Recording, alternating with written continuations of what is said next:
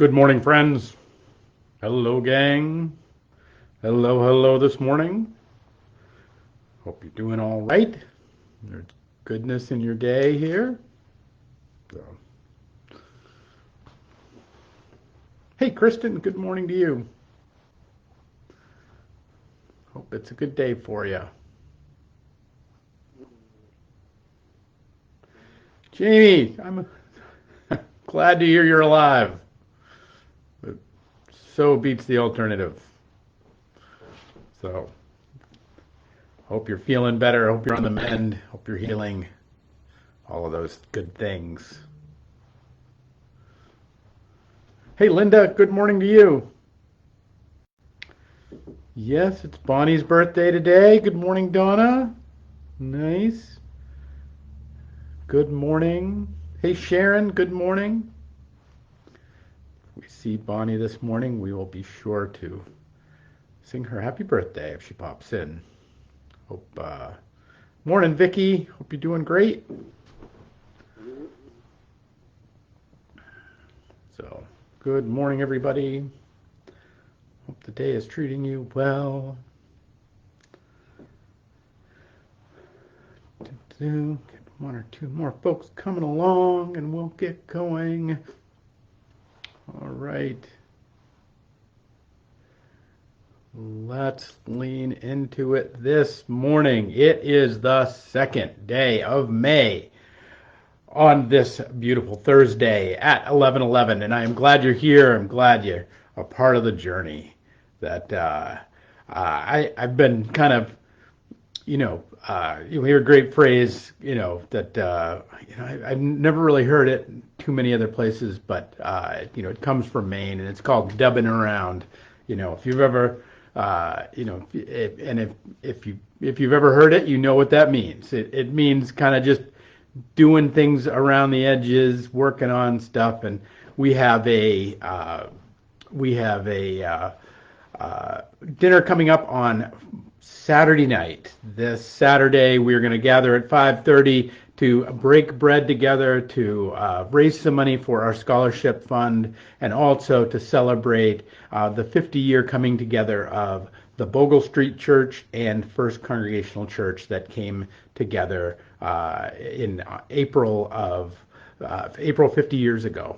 So we're gonna celebrate that piece of coming together as these churches, and so as by a product of that, I've been spending a good part of my morning dubbing around. We're getting some of the things out that need to get out for the dinner. We've been polished a couple things up. We've made sure we have things that are ready for when the crew comes in to set up, that everything can be ready for them, and we can have the right tables and all that sort of stuff. So we've been working on, so it's been a morning of dubbing around,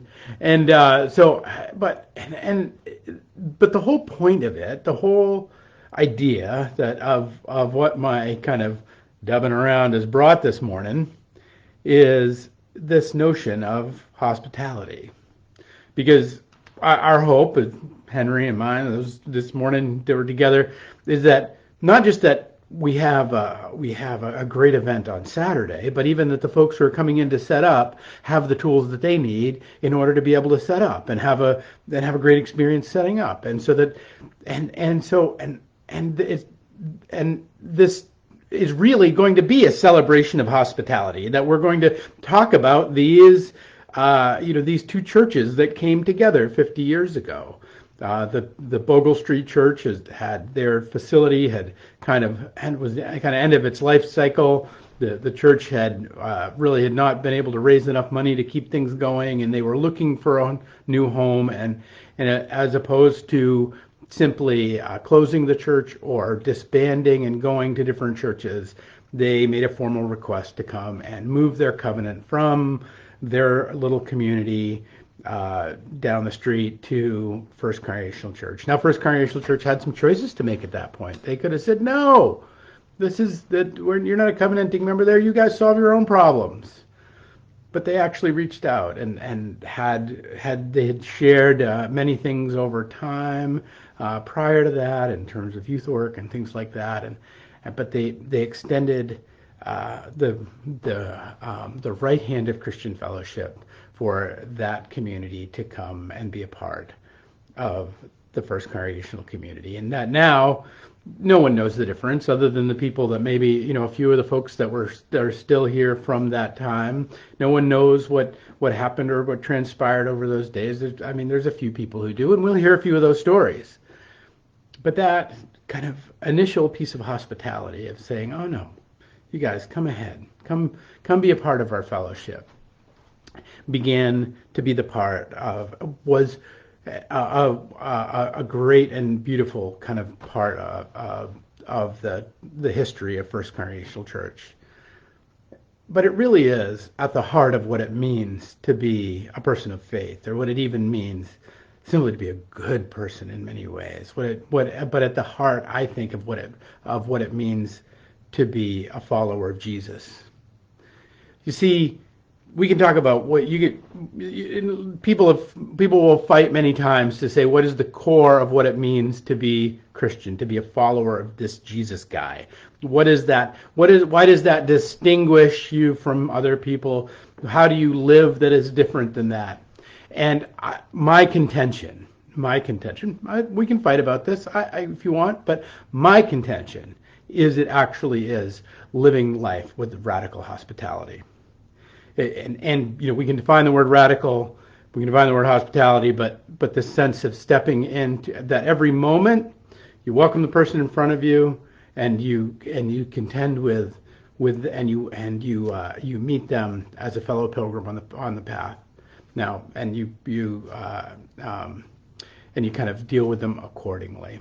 So, Paul writes about this in Romans 12, at the beginning of the verse 9. He's trying to tell the Romans, look, the church in Rome that's the church in Rome. They're in the belly of the beast. They're trying to figure out what it means to be a follower of this Jesus guy. And they've come to, and so in the midst of his letter, and really this 12th chapter, 11, 12, 13, are really the punchy parts of the book of Romans, where he's really laying it out for them. This is what it means. And it says these are the marks of a true Christian. This is what he says. Let your love be genuine. Hate what is evil and hold fast to what is good. Love one another with brotherly affection. Outdo one another in showing honor. Do not be slothful in zeal. Be fervent in spirit. Serve the Lord. Rejoice in hope, be patient in trouble, and be constant in prayer. Contribute to the needs of the saints, and seek to show hospitality. Of all of that list, of all of the things he says to do, and it's a beautiful picture of how to live a life, isn't it?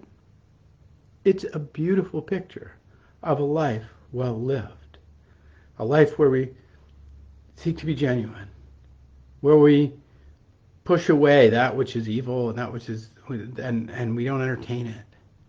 That we hold fast to the good things in our life, the things that are lovely and beautiful and good. We love one another as best as we can figure it out. We outdo one another with honor. We kind of are gracious to one another. We are not slothful in zeal, but those places that our holy passion shows up are places that the Spirit comes alive. We move with courage and with hope into those things. He says all these things, Paul, but he ends with this notion of seek to show hospitality.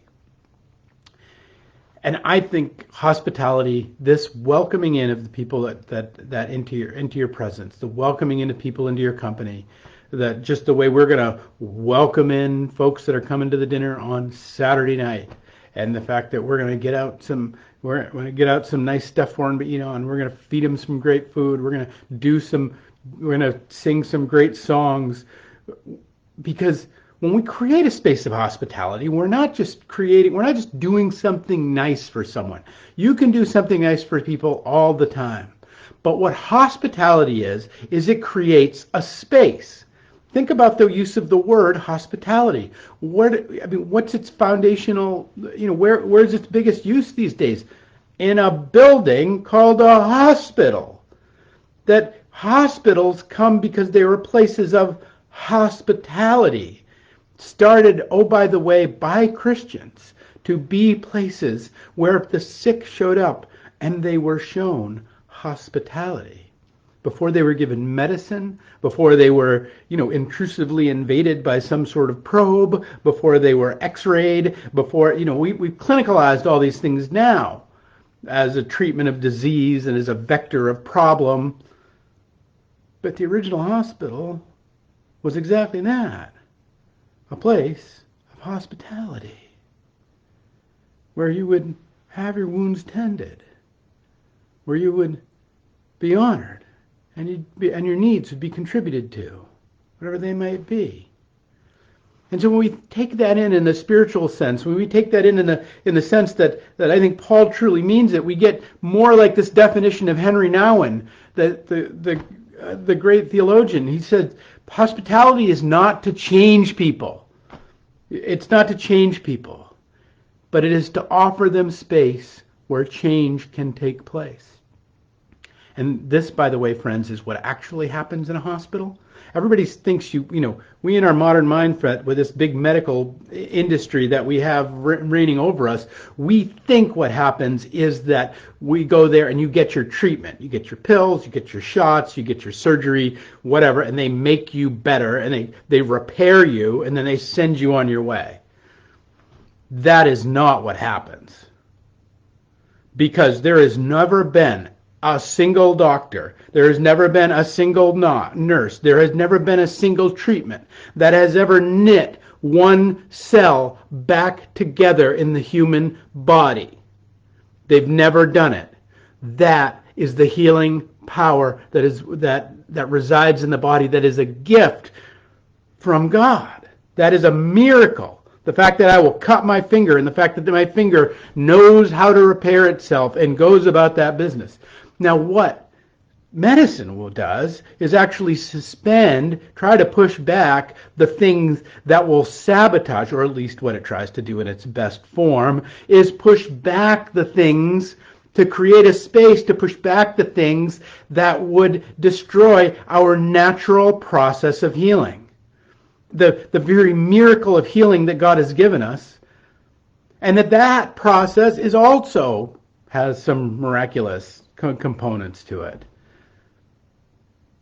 I talk about this because even in a medical setting, when we use this word hospital, but even in our lives, when we use this word hospitality, and when we see it as the core part of Jesus' call to how we can be in this life, what we discover in it is that it's really about creating space.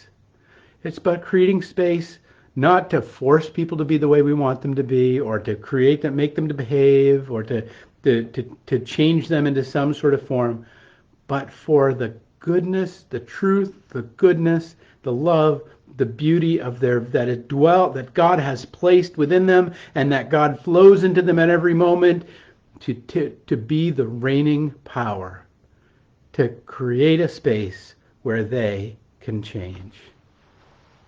And really, friends, it's I think the core idea of what it is to be church together. Dear Abby said that you gotta love it when you can quote Dear Abby, right? Like that. Dear Abby said, "A church is a hospital for sinners, not a museum for saints."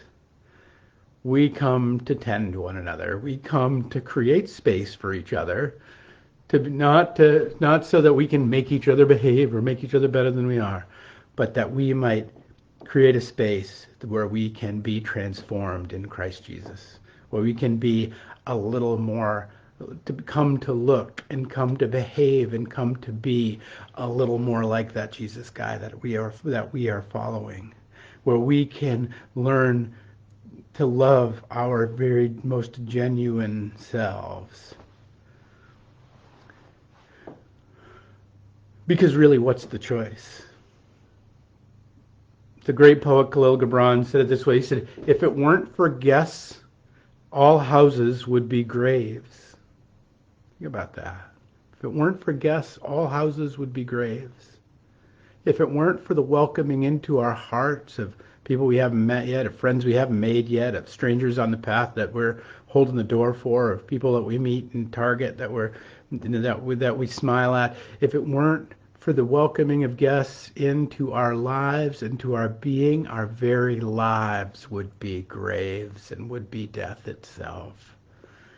Friends, the power of hospitality is the very power of letting loose God's transformative power in the world and making a space for the kingdom of heaven to flow into this world.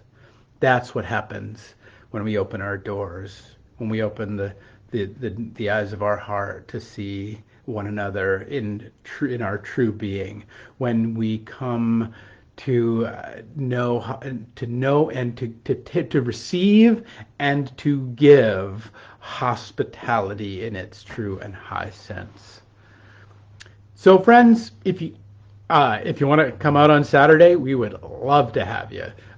We'll set a place for you, and there'll be cookies and music and, well, what else do you need? But if you can't make it, it is my hope that you will open your door on this Saturday. It is my hope that you'll open the doors of somewhere in your life. You will open the doors of your heart to maybe someone whom can use a little hospitality, could maybe use a little mercy now. Maybe you'll open the doors of your home and you'll have a dinner with people that you love, and you'll break bread together. Maybe you'll invite somebody out to dinner that you've been wanting to connect with in the longest time. Maybe you'll create a space where, rather than to try to change someone or make them in your image or the way you think they ought to be, but you might just offer them a space where the change of who God is calling them to be can take place.